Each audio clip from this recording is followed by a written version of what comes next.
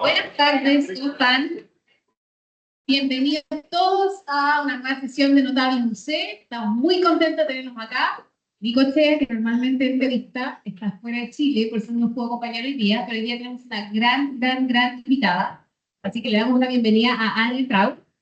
Les cuento un poco. Anne es abogada de la Pontificia Universidad Católica de acá y es MBA UC.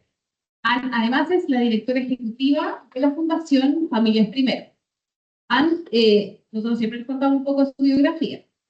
Ha sido reconocida como una de las 100 mujeres líderes en 3 oportunidades. Recibió el premio Mujer Impacta y el premio Aboni en Innovación Social.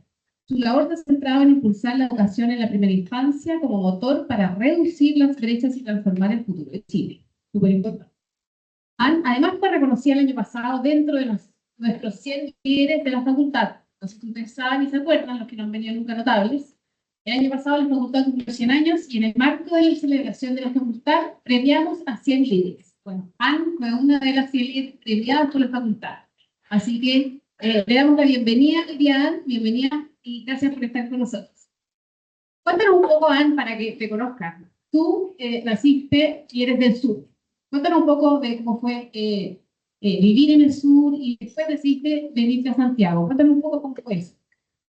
Hola, chiquillos, ¿cómo están? ¿Cómo está el ánimo? Muchas gracias por la invitación. Estoy súper contenta de estar acá y solo contarles que el carrito que está afuera de Cecilia Yanquihue y de Traverso están atendidos por sus propias dueñas, que son mujeres. Así es que yo creo que un aplauso para ellas, aunque no lo escuchen.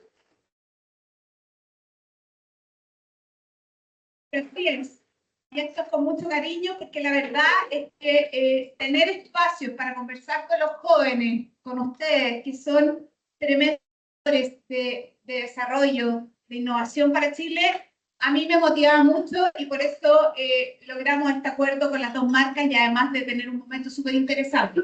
Y ahora entrando de lleno a la pregunta, sí, yo nací y criada en Puerto Montt. No sé aquí cuántos son de provincia. Si hay gente de provincia. Así es. Hay hartos de provincia. Y yo siempre he dicho que la gente provinciana, la gente de regiones, tiene efectivamente un agarre especial. Por lo menos en mi caso, yo estuve hasta los 18 años viviendo en Puerto Montt. Y bueno, en esa época se daba la prueba de aptitud académica, PAA. Se me cayó el carnet, ya se dieron todos cuenta. Y uno elegía, en base a su puntaje, dónde estudiar. Y yo me vine a Santiago a estudiar Derecho en la Universidad Católica y me vine a vivir sola a los 18 años con mi hermano, que tenía 19, estudiaba Ingeniería Civil en la Universidad Católica, y una prima, que también era de Puerto Montt, éramos los 3 de Puerto Montt, mi hermano mayor, Ingeniería Civil en la Católica, yo Derecho en la Católica, y mi prima, la Bárbara, que estudiaba Derecho en la Chile. Entonces, como pueden entender, era un departamento de los 3, que era el departamento de la abuela que tenía en Santiago, y nosotros en esa época, chiquillos, no pagábamos nada por internet. A nosotros, gracias a Dios, tuve la suerte, porque también es una suerte, de que mi papá me depositaba una mesada, me depositaba la plata para pagar la universidad, y yo con eso tenía que arreglármelas. Arreglármelas implica desde que me alcance la plata, hasta ir, ¿saben dónde iba? En Unimark. Ahí se pagaban las cuentas. Entonces yo pagaba el suministro de agua, de energía, tenía que comprar balones de gas y tenía que ir al supermercado porque no había nada de esto que me hiciera, que yo pidiera, oh, tengo un poquito de hambrecita, que me llegue un hot dog. Eso no existía. Entonces yo creo que la gente de provincia, y por eso también destacar a todos los que están acá y sigan poniéndole ganas, que la gente de provincia tiene algo especial. Es esto, que por un lado te hace crecer a los 18 años, te hace ser independiente, te hace tomar tus decisiones, pero también tiene una parte que es entretenido, que ya no le pediste permiso a nadie más para salir, eres independiente, etcétera, pero también tiene a ratos momentos que son más tristes. Por ejemplo, después de una prueba, uno se va a su casa y te abraza solito nomás. Si no hay nadie que te dé que te diga, oye, qué rico hija, qué rico nieta, qué rico sobrina, que fuiste y que sí, que en el fondo te fue bien. Los exámenes en Derecho son orales, ustedes saben, son orales y por orden alfabético. Yo soy trau. Me tocaba, cuando ya caía la noche, el ánimo del profesor nunca era lo más bueno a esa hora. Así que era medio, estábamos nerviosos. Entonces, tiene sus cosas buenas, como por ejemplo las libertades y tomar tus decisiones y hacerte independiente, súper independiente de muy chico, pero también tiene esto de falta de apapachamiento, de que alguien diga, qué rico hija, qué rico, que te fue bien, que le pusiste esfuerzo y que tu esfuerzo realmente valió la pena. Y ahí presumo que los amigos también son súper importantes, las conexiones, las redes, toda la gente que conociste en la universidad, me imagino. Y cuéntame, ya, y tú estudiaste Derecho, y uno presume que cuando estudia una carrera sigue como un solo camino. Y nosotros tratamos de contarle a nuestros alumnos y estudiantes que no es así. Tú de Derecho, entraste a trabajar en un bufete de abogados grande, conocido, pero después pasaste al servicio público y eventualmente al sector social. Cuéntanos un poco ese paso, cómo fue de entrar, salir de Derecho, entrar a trabajar en un bufete, que era como el camino clásico, claro, el típico. Y después, en el fondo, cómo fue el paso hasta llegar a familias primero. Bueno, no le cuenten a nadie, pero de hecho un poco tiene aspectos medio fome, debo ser honesta. Se estudia mucho y se estudia muy solo, es una carrera bastante solitaria. Y bueno, yo me embarqué en esta carrera, nunca muy convencida, pero sí sabía algo, que si era buena alumna y si me sacaba buenas notas, me iba a abrir paso en la vida a muchas y distintas oportunidades. Y la verdad es que en general en mi vida, desde chica, he sido un poco desafiante y creo que uno siempre tiene que perseguir sus sueños, pero para poder hacerlo hay un ingrediente que es clave, que es la convicción. Y la convicción se construye con dos elementos. Primero, compasión, que es esto que te moviliza, que te hace levantarte, que te hace poner un pie en el suelo y decir, sabes que mi día hoy día va a ser entretenido, va a ser distinto, va a ser jugado. Esa motivación, pero el otro componente es súper importante y por eso yo les digo, yo soy desafiante, pero siempre en un área en la que conozco, o sea, el tener la convicción implica que tienes que ser muy responsable, muy estudioso, porque al final los mateos, los trabajadores, los que le ponen las ganas, la pasión y la mezclan con convicción, salen adelante, resuelven sus temas, logran en el fondo vencer sus miedos, porque tienes por un lado, si te caes, te levantas rápido, te limpias las rodillas, pero sigues adelante. Pero por otro lado tienes esa convicción, ese sartén por el mango de que lo que tú estás haciendo, lo estás haciendo porque te informaste, porque aprendiste, porque estudiaste y porque crees que por allá va el camino. Entonces, por ahí un poco yo he ido armando mi vida, salí de abogado, entré a estudiar a un súper, o sea, a trabajar, perdón, a un súper estudio de abogado, veía financiamiento de proyectos, créditos sindicados, me tocó la construcción de toda la Ruta 5, Santiago, Talca, Talca, Chillán, Chillán, Coyipulli, Coyipulli, Temuco, Temuco, Re bueno por todo. Me la sé todavía y esto fue a los 25 años. Pero ¿qué pasa? Que al final estaba en un súper lugar, quedaba en un barrio espectacular, estaba en Isidora Goyenechea. Imagínense, tenía restaurantes ricos, tenía un buen sueldo, pero yo siempre fui un paso más allá, que para mí el trabajo también me tiene que hacer tremendamente feliz. Esa cantidad de horas que yo pasaba en el estudio de abogados, lo pasaba súper bien, estaba llena de amigos, de amigas, era un lugar espectacular, aprendía cualquier cantidad, me codeaba con gente de tremendas empresas, pero yo sabía que algo, ese ingrediente más social, eso que está aquí en la guatita, en las entrañas, me faltaba. Y dije, ya, voy a hacer un MBA. ¿Por qué? Porque yo sabía que me quería pasar algo social, pero para pasarme algo social primero me tenía que formar en dos áreas, que van a encontrar un poco rara, decir, ¿por qué en un área financiera si te quieres pasar algo social? Porque el manejo de números, chiquillos, es clave para poder llegar a posiciones de liderazgo. Si uno no entiende bien los números, si uno no entiende los balances, los estados resultados, los flujos caja, cómo se mueven las cifras, uno nunca va a llegar a tener una posición de liderazgo, que era lo que yo estaba buscando, sabía que para ahí iba mi trayectoria de vida. Y lo segundo es que tenía también ganas de aprender más elementos de liderazgo. Para mí los elementos de liderazgo yo no los había tenido, venía a estudiar Derecho, o sea, no había tenido la posibilidad de liderar equipos, de tener ramos de recursos humanos. Entonces un poco por ahí, y me metí a hacer el MBA, y debo decirles, chiquillos, y esto va a sonar medio romántico, pero a mí hacer el MBA en esta universidad me cambió la vida. Me abrió un abanico de oportunidades tan inmenso, me hizo confiar en mí, me hizo decir, ¿sabes qué? La meta que te pongas, si la sigues haciendo con esfuerzo y trabajo, la vas a lograr. Me armé de los conocimientos que me faltaban, agarré esas herramientas y me cambié al sector público. Llegué al Ministerio de Hacienda. Súper, fíjense lo que es trabajar en el Ministerio de Hacienda. Es el ministerio que es el dueño de la billetera de Chile. Ojo, así es que un ministerio de mucho respeto, pero claro, era bien parecido a trabajar en el sector privado, en el sentido que no estás donde la estás.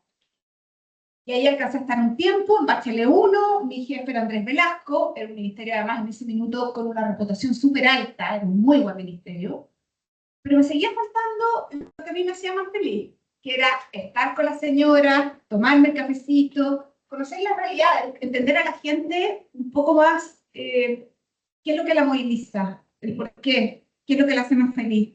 Y ahí me pasé al Ministerio de Desarrollo Social.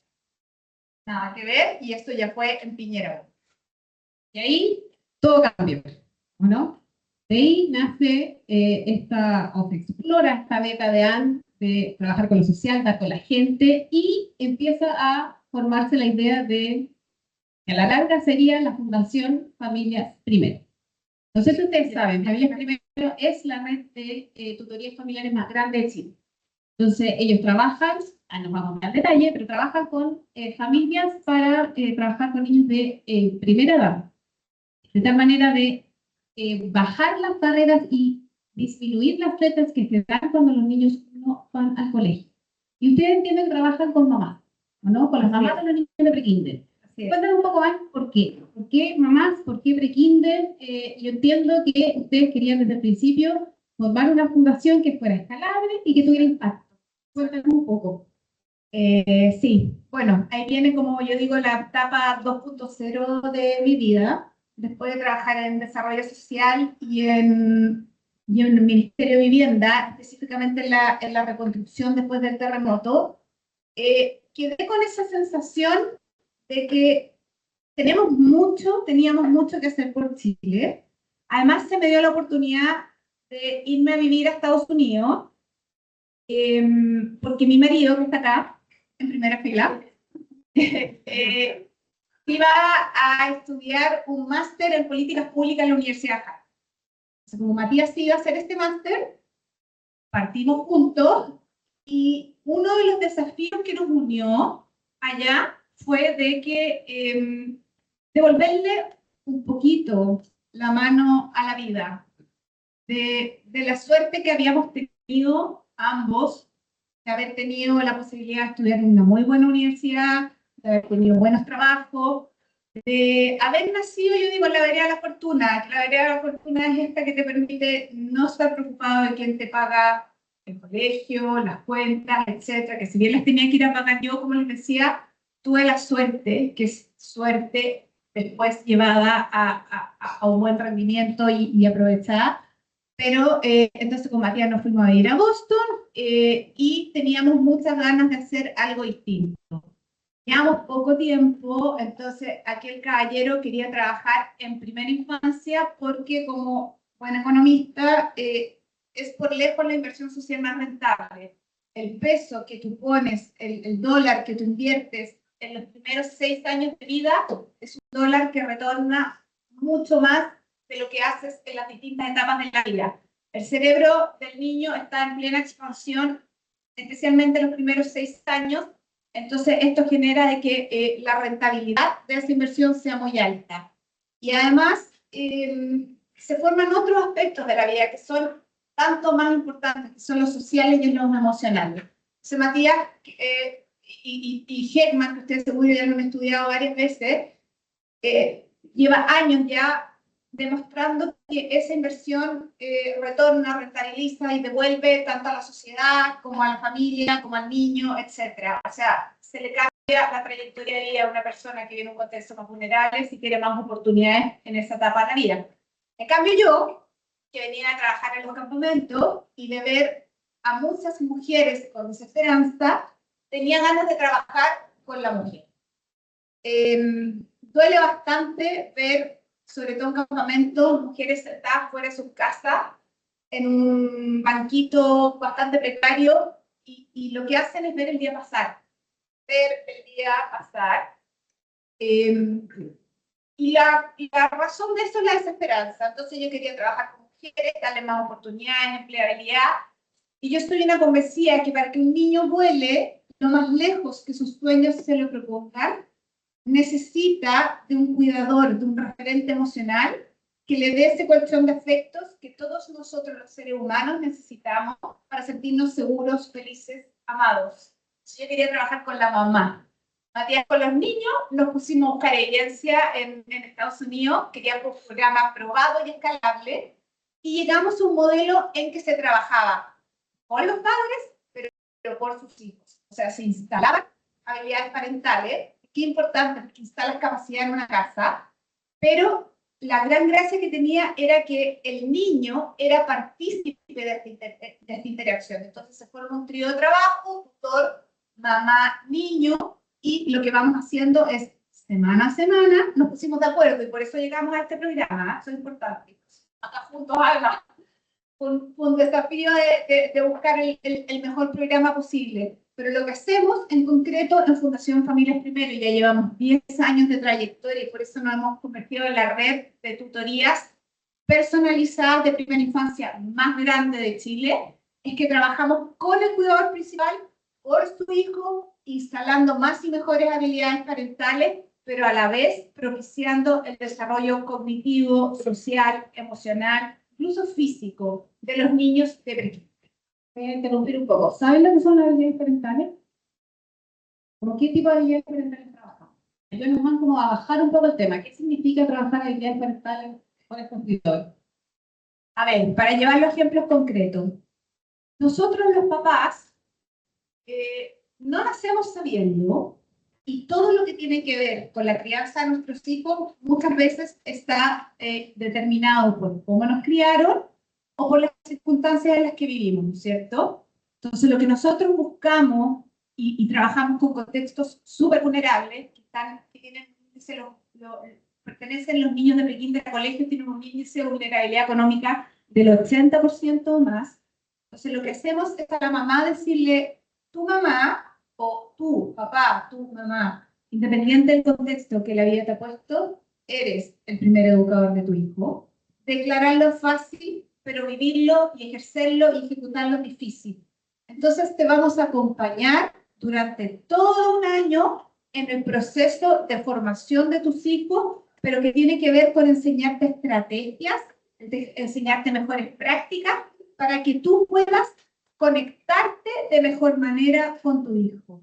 Es traspasarle a los papás técnicas que tienen que ver con formación, con vínculo, es darle la seguridad a la mamá, sobre todo a la mamá, porque trabajamos con más de un 50%, con un 58% para ser precisa, de hogares monomarentales.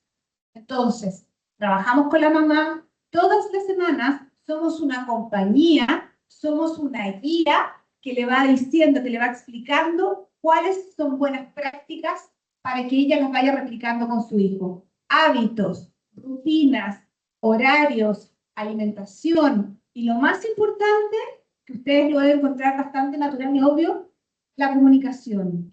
Que tengamos entornos lingüísticos que permitan que los niños interactúen de una manera ida y vuelta. En Chile, y esto es súper transversal, tenemos bajo vocabulario, hablamos poco y hablamos de manera bastante unidireccionales, es decir, a los niños les damos instrucciones, lávate los dientes, ponte los zapatos, peínate, hazte la cola.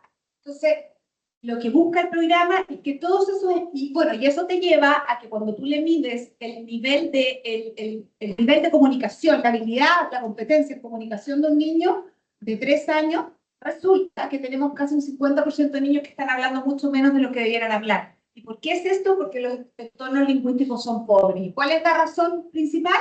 Porque se les habla poco a los niños, están más invisibilizados. Sobre todo, tenemos que entender, una mamá monoparental que tiene 3 hijos, está todo el día sacándose la mugre. Entonces, nosotros le decimos, ¿sabes que estamos acá para ayudarte? Somos tu partner, aquí estamos, nosotros hacemos manada con ustedes. Y lo que buscamos es que cuando termine todo este año de compañía, que es todas las semanas, y además les damos libros y juguetes cada semana para modelar este trabajo, que tú, mamá, salgas sintiéndote que tienes más capacidades, que puedes relacionarte de una mejor manera con tu hijo, y ¿sabes lo que trae? Simplemente y sencillamente hogares más felices. Increíble el impacto que genera esto. Preguntas, ¿cómo están? Hablamos, ¿hay alguien que quiera preguntarle algo a Ana? Tenemos, pero primero vamos a preguntar siempre el Nico, que es un espacio, vamos a preguntar a nuestro público. Y aquí los alumnos están entre primero y quinto. ¿Cuántos alumnos de primero hay acá? Segundo, tercero, cuarto, y aquí estamos las de quinto. Ya, entonces vamos a hacer un par de preguntas. Interesante. Muchas gracias. Su nombre primero, su nombre. Mi nombre, me llamo Ramón Lagat, por francés. Bueno, primero quería decirte que me encanta mucho como esa visión, como explicarte como esa fortuna que tuviste, que bien aprovechado, pudiste hacer todo lo que hiciste en este tiempo. Me encuentro muy bonito y eso de querer devolverle como a la sociedad, lo bacán. Pero me surgen igual varias preguntas con todo este tema que, de nuevo, como de la formación de familia, no tenía idea. Y claro, me resulta un par de dudas. Por ejemplo, eso del bono parental, que tenía como principalmente madres con las que trabajaba, como que igual me queda como, ¿y el padre ahí qué pasa? Como en ese caso. Pero bueno, eso es algo que me gustaría dar una pequeña respuesta. Y lo otro es que con la preocupación de las familias, que en el fondo cada vez son menos las familias como bien, al final eso hay muchos divorcios, cada vez las familias tienen menos hijos, y todo eso como que se va perdiendo y está como normalizándose en la sociedad. ¿Cómo ven eso respecto al futuro, que va evolucionando? Son súper buenas tus preguntas. A la primera, ¿por qué tenemos un índice de monoparentalidad tan alto? Que lamentablemente los papás no están. Esa es la respuesta. Y aquellos papás que están, la verdad es que le toman menos valor a lo importante que es desarrollar el cerebro de los niños en los primeros años de vida. Todavía hay una cultura súper instalada en Chile que la educación parte en primero básico. Y eso no es así. O sea, el niño que en primero básico llega sin un desarrollo, un estímulo cerebral importante, es un niño que va quedando atrás. Entonces, bueno, los papás no están, no tenemos mucho donde salir a buscarlo, y es una realidad de Chile. Respecto a la segunda pregunta, efectivamente la natalidad va a la baja. Veníamos de índices de natalidad de más o menos 250 niños al año, 250.000 niños al año, perdón, si me queda otro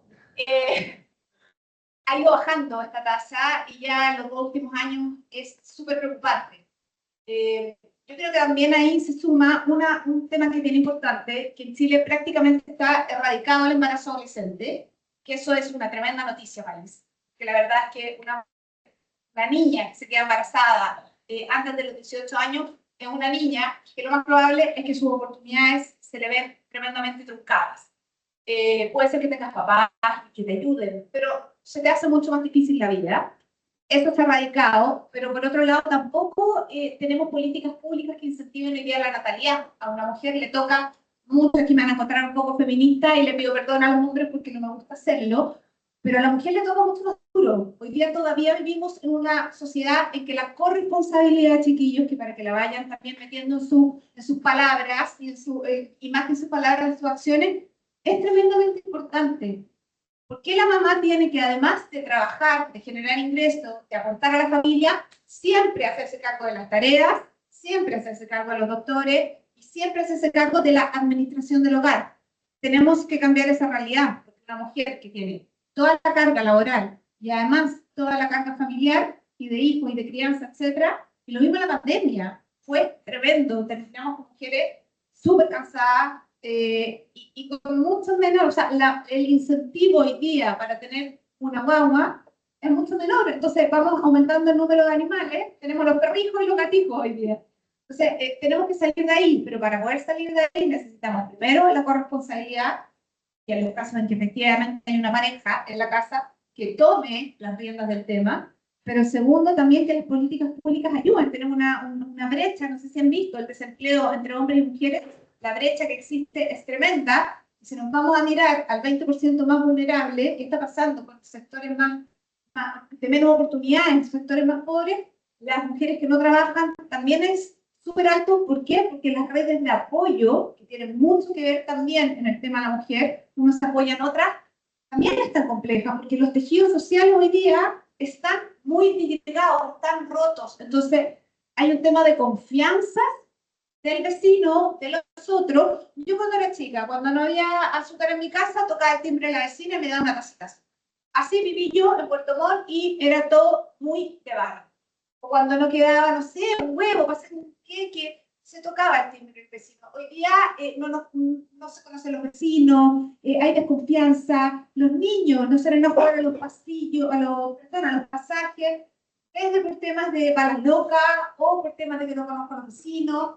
Entonces, para tu respuesta de cómo fomentamos y que se fortalezca más tanto la natalidad como la familia, la confianza, los tejidos sociales y, súper importante, que los hombres también se hagan cargo del rol que les cabe dentro de la crianza y de también el llevar la casa. Y perdóname que te interrumpa, y esto es algo donde ustedes pueden aportar, porque los vínculos y las redes se van generando desde chicos. Y ustedes están en la universidad y aprovechen la universidad, conozcan a los compañeros, conozcan a las personas que no hablan. Hay una invitación ahí, de fondo, traten de sus compañeros de sección que van cambiando, conozcan.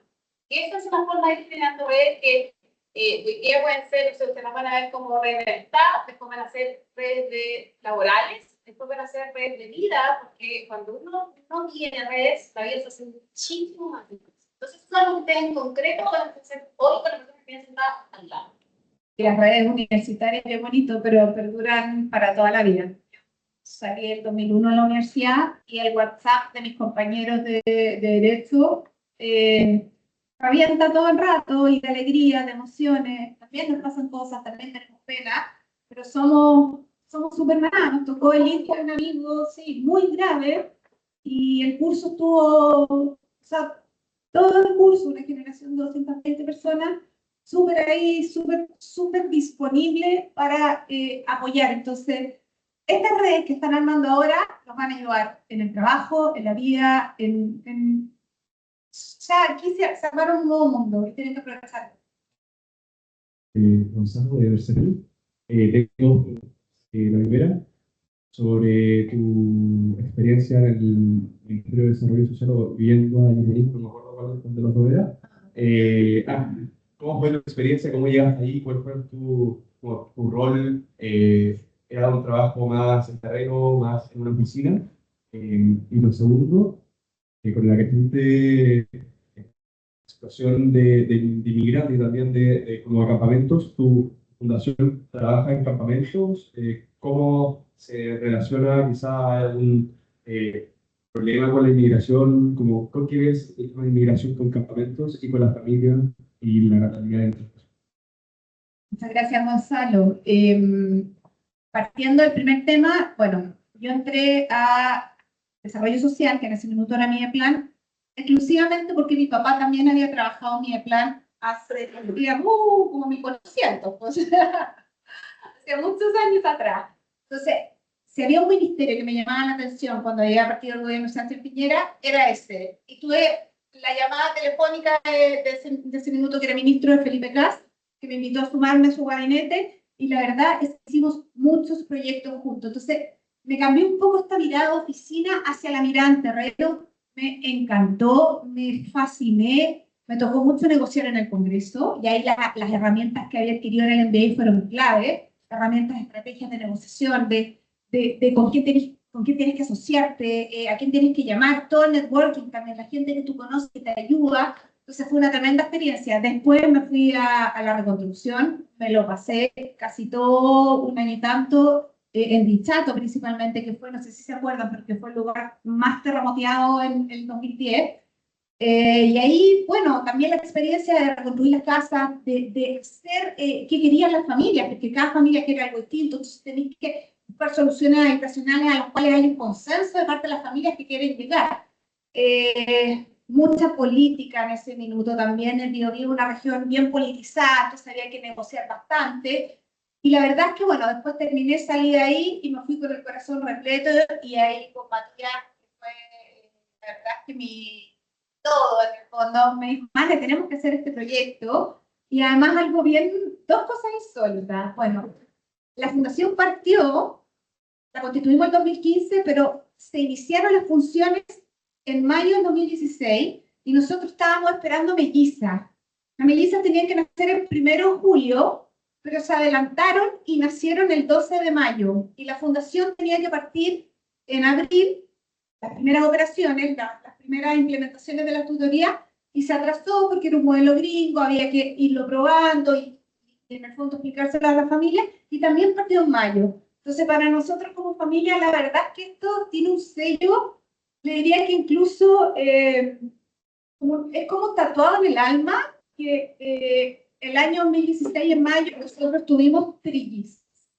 La verdad es que para nosotros es algo que nos va a unir toda la vida, independiente de qué camino causa todo, uno nunca sabe los destinos que te deparan, pero tenemos algo que nos une profundamente y que es haber armado esta fundación con miras súper profesionales de que lo hagamos escalable, que lo hagamos medible, que sigamos metodologías probadas, pero que también nacieron nuestras hijas entre medio y como una de las niñitas, que son la Sofía, estuvo 2 meses en una incubadora, también nos hizo llevar a la práctica todo esto de lo importante que eran los primeros días, de que había que estimularla a la manera que se podía dentro de una incubadora. Entonces, marca algo súper importante en nuestras vidas y se lo debo bastante a este paso por el sector público. Y la otra pregunta era... el tema migrante y campamento.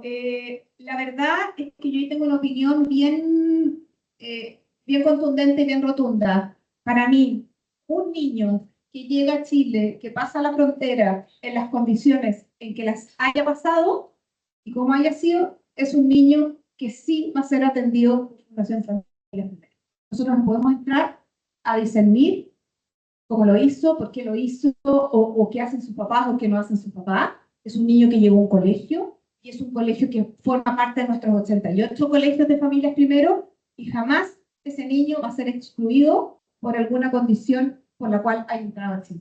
Aquí todos están invitados, porque una de las consignas de la Fundación es que nadie se quede atrás.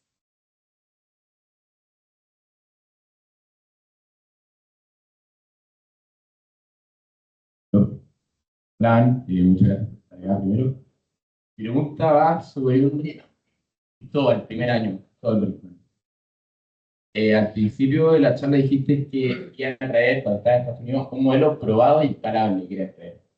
Mi pregunta va alrededor de eso, de dónde este modelo, qué proyecto es como el que entiendo que es estadounidense, de qué parte, cómo funciona allá y cómo fue el proceso de traerlo para acá, los desafíos culturales, de financiamiento, todo eso de adaptarlo a Chile.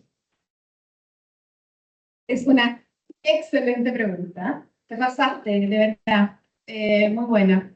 Bueno, nosotros fuimos a ver modelos y tuvimos varios modelos en Estados Unidos con Matías que tuvieron efectivamente esas características y llegamos a este que les conté, que se trabajaba con los padres, pero por sus hijos, porque para mí es clave desarrollar las habilidades parentales, estas herramientas para que los padres puedan dar lo mejor de sí. Para mí es clave. Desarrollando eso, el niño va en una pendiente mucho más, es más exponencial el escalamiento del desarrollo de sus talentos. Al final nosotros queremos acortar la brecha de desigualdad, pero que sea porque los niños puedan desarrollar al máximo los potenciales con los cuales llegaron a la vida.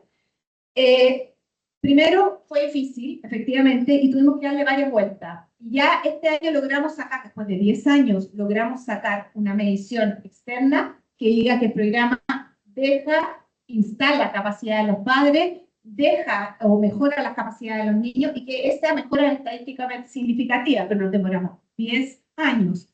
¿Por qué? Porque el modelo que nos trajimos no era tan replicable en Chile. Se llama Parent Child Class, lo pueden buscar.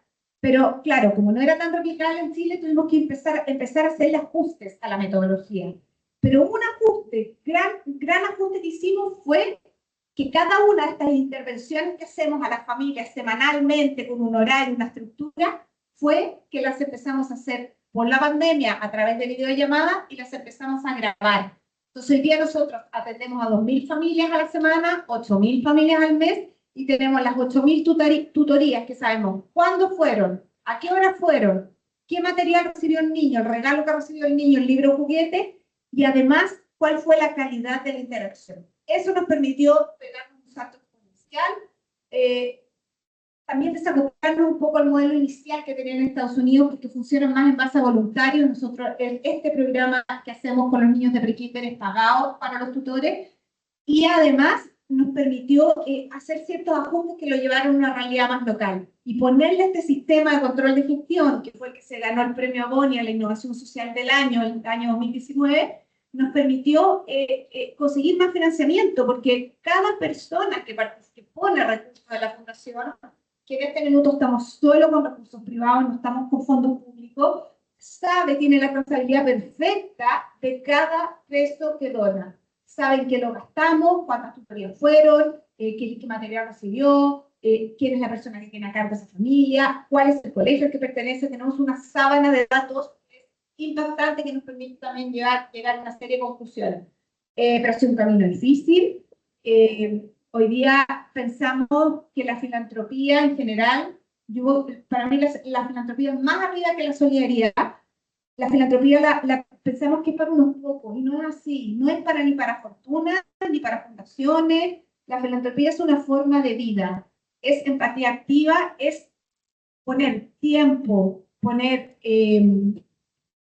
ser puente entre una necesidad y una solución. Y ahí incluso ustedes, que en el verano, por ejemplo, tienen tiempo disponible, lo que puedan aportar y siempre buscando cómo ayudar a soluciones, están súper invitados.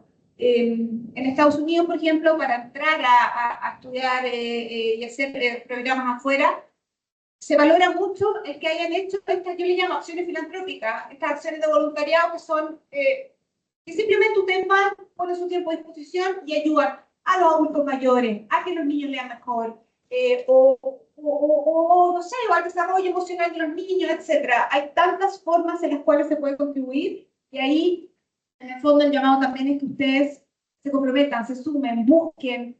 También lo va a hacer ustedes mucho más felices. Una más preguntas. Hola, acá Vanessa.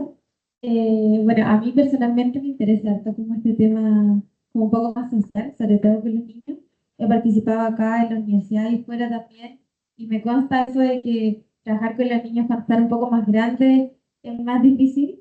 Y una de las cosas que más nos ha costado dentro de los proyectos que he estado yo es un poco medir el impacto que se genera, bueno, sobre todo porque nosotros, como es más un proyecto social, no es tan seguido y como monitoreado tan periódicamente. Entonces, me llama la atención y quería preguntar cómo monitorean ustedes el avance que se tiene, tal vez después de dejar de seguir como con las mamás o con los niños en este caso.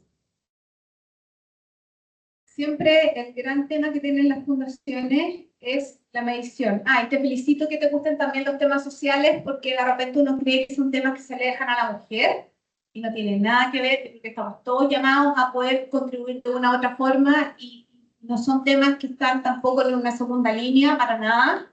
Quien aporta en lo económico y puede aportar en lo social, o sea, está en un gran nivel. Las mediciones son siempre el gran desafío para todo lo que tiene que ver con programas sociales, por una gran razón, porque son caras. Es muy caro medir. ¿Por qué? Porque hacer mediciones realmente robustas requieren, por ejemplo, grupo control. O sea, tienes que tener el grupo intervenido y otro grupo al cual en Estados Unidos le suelen dar algo que no tiene nada que ver, que no contamina la muestra, pero que necesitas poder tener estos dos grupos. Lo que hemos hecho nosotros es asociarnos con universidades.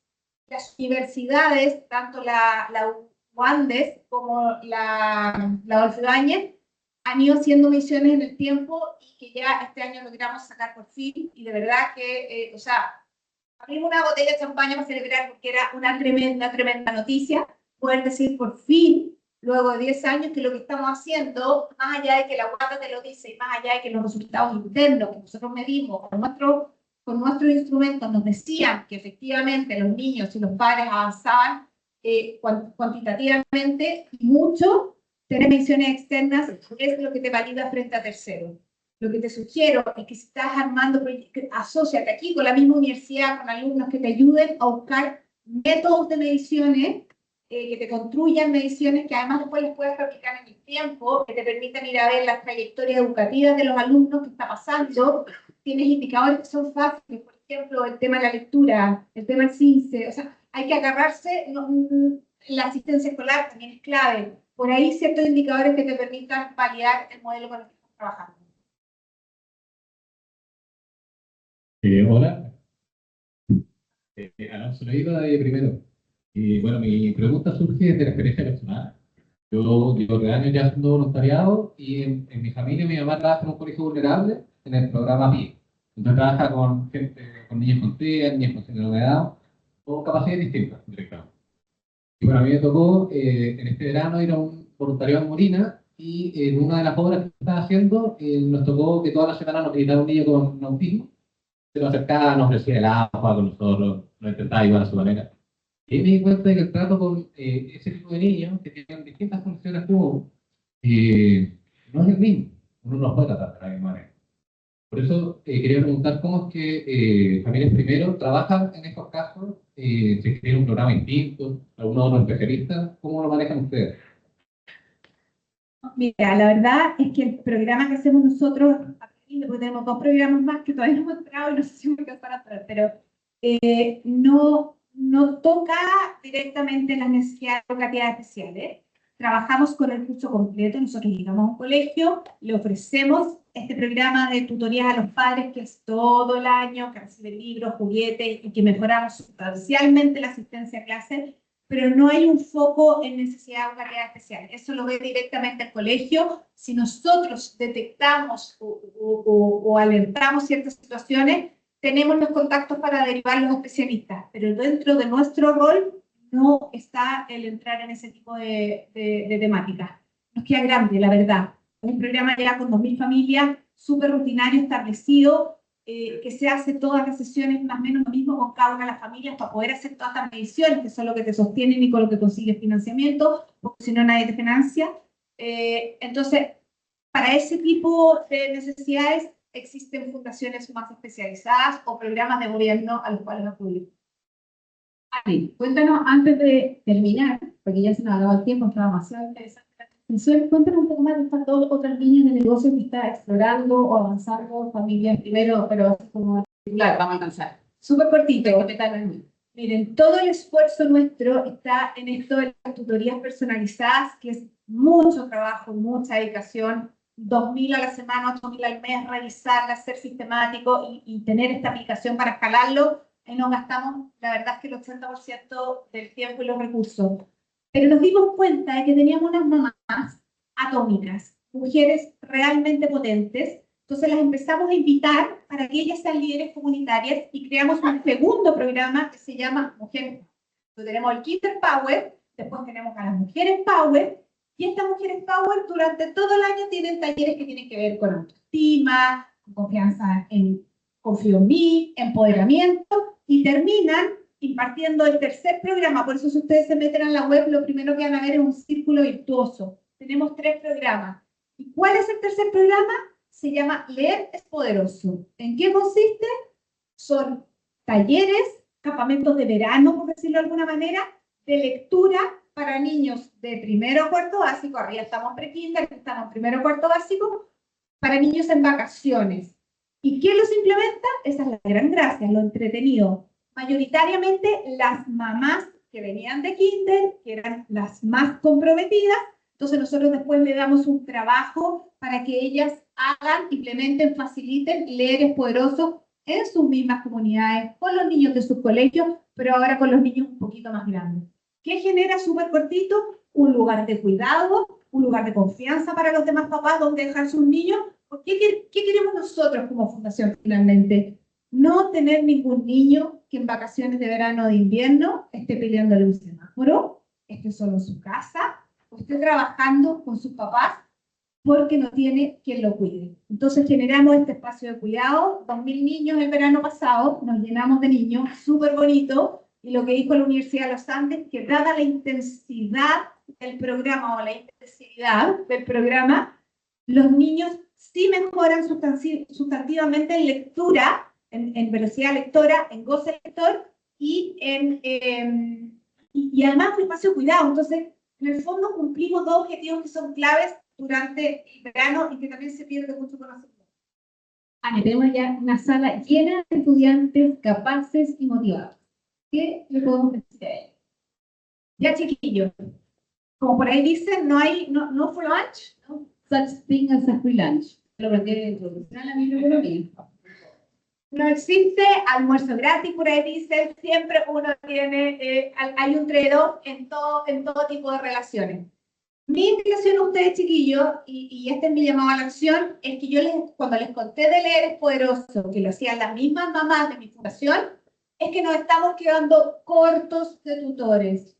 Nos faltan jóvenes que quieran ir en vacaciones de verano a enseñarle a los niños de la región metropolitana o de donde ustedes sean, a enseñarle a leer y además a propiciar espacios de cuidado. El programa es espectacular, lo están implementando adultos mayores también. Un poco rompemos el círculo virtuoso, no solo lo hacen las mamás, sino que buscamos voluntarios como ustedes, que aquí ya tengo varios identificados, hicieron súper buenas preguntas, así que próximo paso, el QR, los llamamos, les pagamos la movilización, les damos además un estipendio, algo chiquitito, pero además los llenamos de algo súper importante, motivación, de que ustedes contribuyan a que los más chicos, los que vienen después de ustedes, lean mejor, lo pasen bien, se entretengan, y ustedes irse con el corazón llenito ese día para la casa.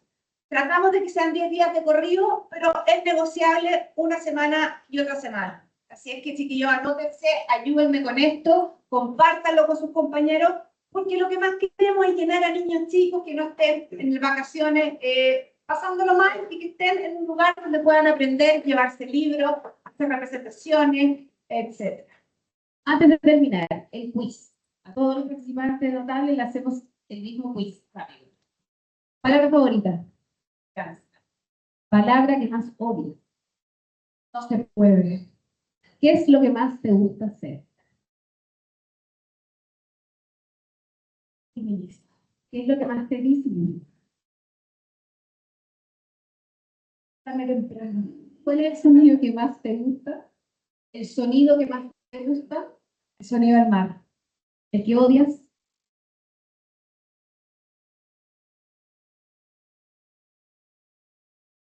Es que es muy repetitivo mucho rato. ¿Tu palabrota favorita? ¿La que más gusta? ¿La que más te gusta? Mira. ¿Qué profesión, además de la que tienes, te gustaría ejercer? Periodismo. ¿De comunicaciones? ¿Qué profesión no te gustaría tener? Médico. Si el cielo existe y te encontraras a Dios en la puerta, ¿qué te gustaría que te dijera? Que hay oportunidades para todos y que todos pueden llegar a cumplir sus sueños. Un aplauso para Ana.